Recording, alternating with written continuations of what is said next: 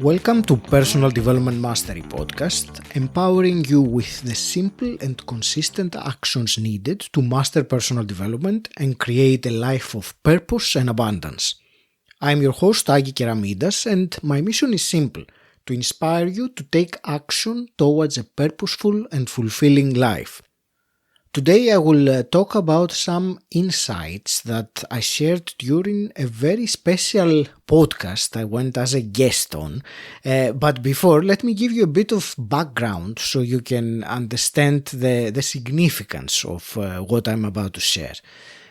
As you may know, one of the services I provide to my clients is to help them create and launch their podcast.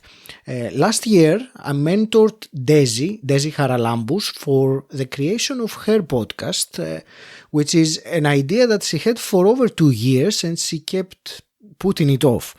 So a couple of months ago, Dezzy launched her podcast, Midweek Insights, and she reached number 1 in the self-improvement charts category in her home country, Cyprus. So that was mind-blowing, and recently I was grateful to be a guest in Dezzy's podcast and talk about my journey of transformation.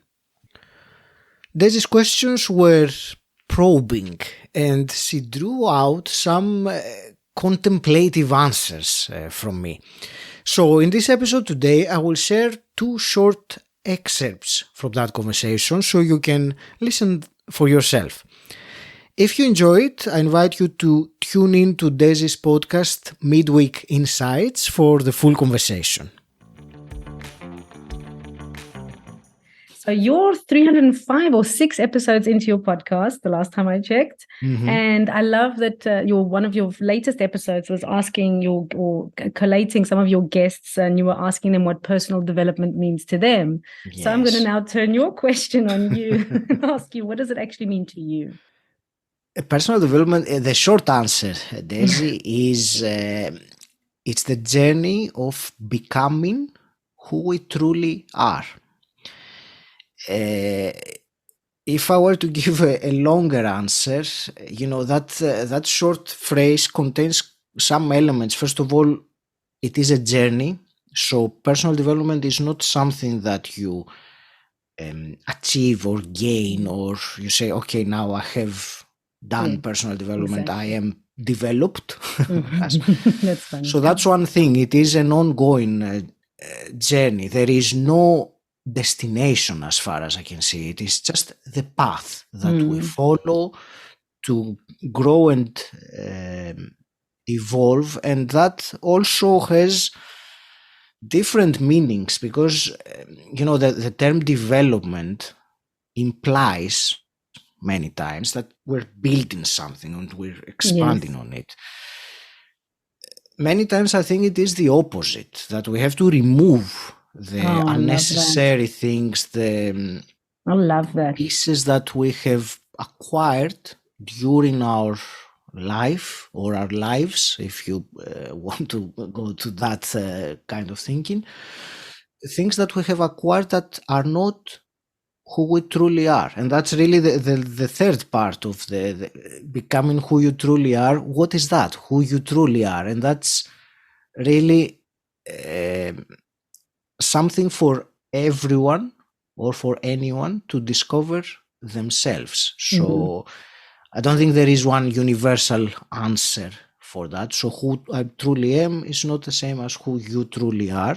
Of course, there are some common elements, and I will say that it is a spiritual aspect of who we truly are.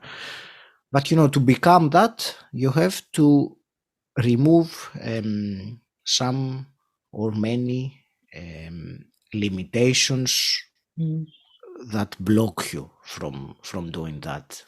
So it seems like you're saying it's like a process of elimination. You're like you're eliminating the things that no longer fit, serve you, and serve, and you explain. And it's a process, like you said, along the way. Now at this stage, there's a new thing, and then last year there was another thing. As you go, you change. Yeah. Yes, and I will add one more thing about the personal development as my own, understanding of it. that happened to me a long time ago, and I think many people will hear the word personal and they will understand that it is something for me, it's personal. But I realize more and more that personal development is not about me. Well, it is about me to some extent, but ultimately it's collective development, because I'm not on my own. I'm part of absolutely a whole, a collective, and the better, if I can use that word, I become, the more I can contribute and I like that a lot. make a difference. So it's not about me. Yes. Or it's not just about me. So it's not personal in such a way. So I like that a lot. Yeah. So what was the biggest pinch me moment when you started your podcast and you've interviewed all these guests and you're like, I can't believe I'm interviewing XYZ person? Was there one? There were two.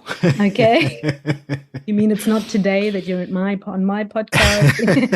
That's number 3. That's the wrong answer. There are wrong answers in life. As I told you in the very, very beginning of our conversation, it's a privilege, to be on the other end now, having helped you create Midweek Insights. So but in terms of the pinch me moments, the first one was Dr. John Demartini from The Secret, who I was actually introduced to him, and I was recommended to him, and that was another pinch me moment, when you have someone introduce you and say, "Oh, you have to go to Aggie's podcast." And the second one was Brian Tracy, who he is a legend in the personal development circles, and having an interview with him, it was certainly a pinch me moment. Wow.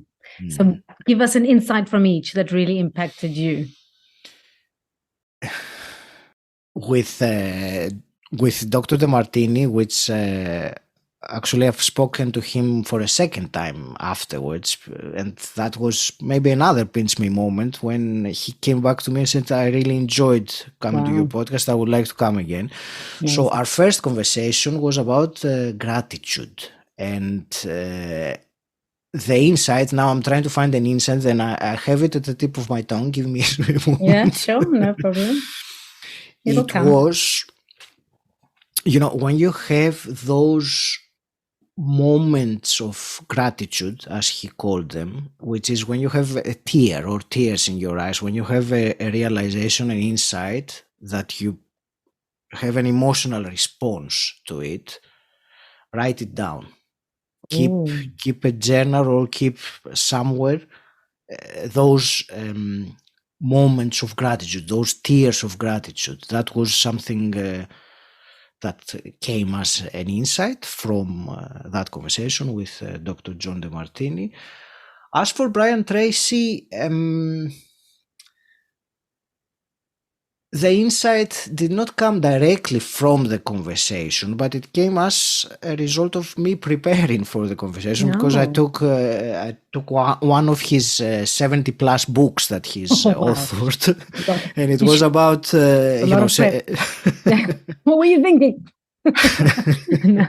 You can't. I didn't really want to interview someone like him and go on a very casual tone, yes, of course, just asking him things that thousands of people had asked him in the past. So at the very least, I wanted to have done some preparation. So I read a book. Actually, I have it here, and for some reason I didn't know that you would ask me, but it's next to me. So it was The Power of Self-Discipline. That sounds good. It is. No excuses, the power of self-discipline. Really? So we were talking about the power of self-discipline, or I was asking him, he was talking. And I will just reiterate what one of his core messages is, which he calls it "Eat That Frog," which is, start your day by doing the most important and the most difficult task that you have. Because, we tend, many of us, we have our to-do list. Let's say we have 10 items in there. So we start the day, okay, what can I do out of this? Let's start with the easy one, tick 1, 2, 3, 4. And then you finish your day, you have ticked maybe 6, 7 out of the 10, but you haven't touched the ones that are really important. Yes. So it feels like you're making progress, but you are not making progress, because the big thing, what he calls the frog, the uncomfortable thing, that's the one that you have to do. And once you do that, then you can do whatever you want for the rest of your day. You can tick off the other things or not, or you will have a dragon. so to speak. Yeah, slay the dragon frog. Or eat the frog is easier than slay the dragon. I've gone for the big one. Okay. Yeah. Wow, that's really cool, actually. Hard to do, but worth trying, I guess. That's where the discipline comes in. Yeah. You discipline yourself to do it. Yeah, you're not ever going to feel like it, right? I think often sit and wait to feel like it, and we got to stop feeling like it to do it. Yeah, this discipline is actually when to be able to do what you said that you would do, regardless of whether you feel like it or not. That is the self-discipline. If you wait to feel like it, then there's no self-discipline in that. That's true. Very true. Never thought of it like that. Personal development is the journey of becoming who we truly are. If you are seeking inspiration on how to tackle and optimize life, as well as a place with weekly pick-me-ups to keep going, then tune in to Dezzy Charalambous' podcast, Midweek Insights. The link is in the show notes.